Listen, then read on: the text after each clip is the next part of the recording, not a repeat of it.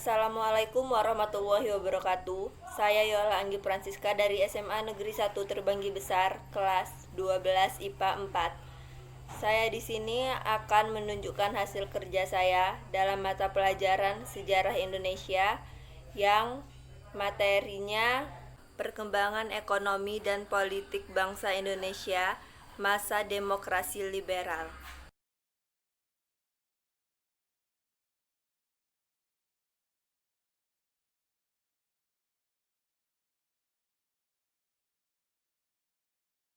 Dalam perjalanannya, bangsa Indonesia telah mengalami banyak perubahan, baik secara konstitusi maupun sistem pemerintahan, di mana pasca kemerdekaan tahun 1945, Indonesia masih mencari sistem pemerintahan yang dirasa sesuai dengan kehidupan berbangsa dan bernegara.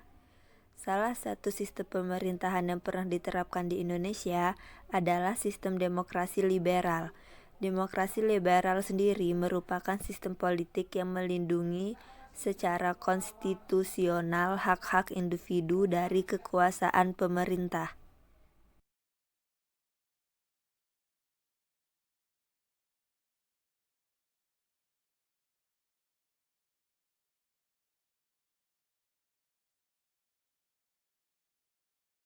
Berawal dari pengakuan kedaulatan, bangsa Indonesia mulai mengadakan penataan kehidupan politik dan ekonomi.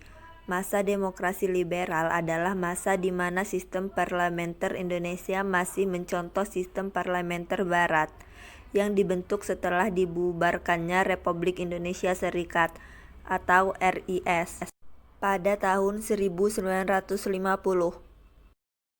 Masa demokrasi liberal ini ditandai dengan tumbuh suburnya partai politik dan berlakunya kabinet parlementer, di mana pada masa itu Indonesia sebagai negara baru harus banyak belajar dalam berbagai hal, sehingga negara semakin kuat, salah satunya dalam bidang ekonomi, yang akibat sering terjadinya perubahan kabinet berdampak negatif terhadap kehidupan ekonomi Indonesia.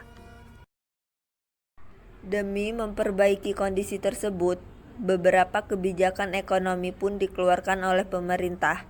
Adapun program-program di masa demokrasi liberal itu meliputi Gunting Starifudi, program Banteng, nasionalisasi DJFS Bank, dan kebijakan ekonomi Alibaba. Gunting Syarifuddin.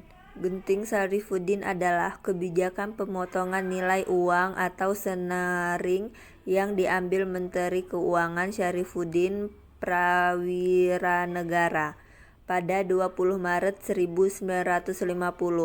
Semua uang yang bernilai 2,50 ke atas nilainya hingga setengahnya.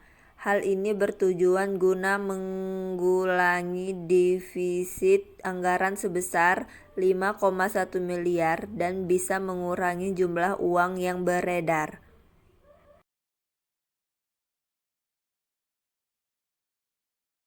Program Benteng. Program Benteng adalah sistem ekonomi yang bertujuan mengubah struktur ekonomi kolonial menjadi struktur ekonomi nasional dengan menumbuhkan pengusaha Indonesia lewat kredit.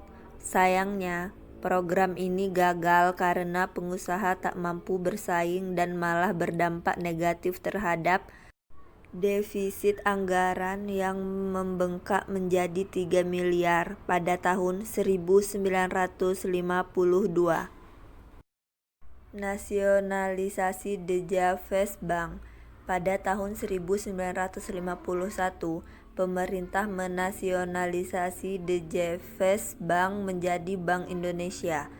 Hal ini dilakukan untuk menaikkan pendapat, menurunkan biaya ekspor, dan menghemat secara drastis. Dengan nasionalisasi bank yang semula milik Belanda ini, maka pemerintah lebih leluasa dalam menjalankan kebijakan ekonomi dan moneter.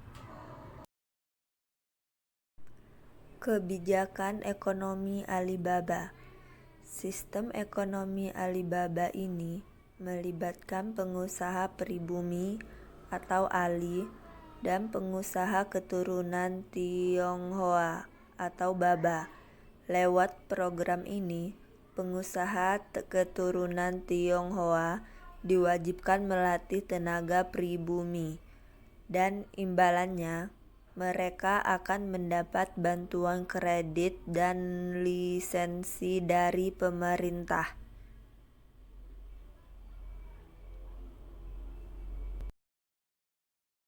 Selain itu, pemerintah juga memberikan perlindungan bagi pengusaha lokal agar dapat bersaing dengan pengusaha-pengusaha asing.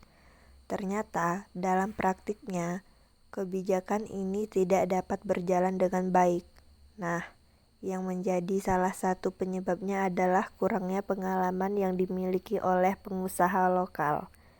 Hal ini disalahgunakan oleh oknum-oknum tertentu yang membuat pengusaha Indonesia hanya dijadikan sebagai alat bagi pengusaha Tionghoa untuk memperoleh kredit dari pemerintah. Sedangkan pengusaha non-lokal memiliki pengalaman dalam memperoleh bantuan kredit.